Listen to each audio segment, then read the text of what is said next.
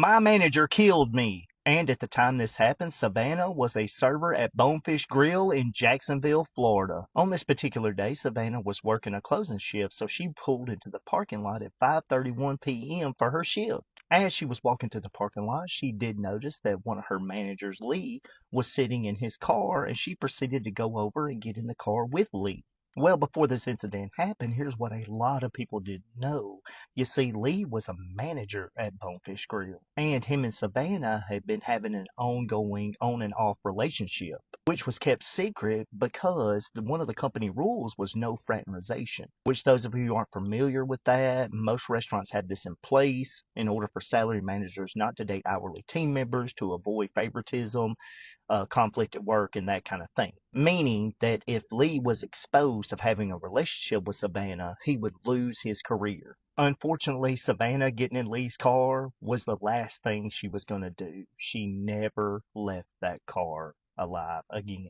Savannah may not have left that vehicle, but surveillance showed Lee leaving the vehicle, going over to Savannah's car, and puncturing her tires. Surveillance also showed there clearly was a struggle in Lee's car because they couldn't see directly inside the car, but the car was violently shaking before it abruptly stopped. As work, parents, friends, and family are all concerned about her disappearance, they set out search parties for her, and Lee, with his sadistic ass, actually was a part of these search efforts in order to find Savannah. Not only that, but Lee, I guess in an effort to throw off investigators, was using Savannah's phone, sending text messages to her family that she had run away with a boyfriend. Her family did report all these text messages to investigators, and they knew for a fact it couldn't be Savannah due to the spelling errors and the way she was communicating, and the things she was saying was out of character. Lee also helped put up missing person flyers for her and was organizing things at the restaurant in order to find her. Now, police did interview Lee because that affair come to light,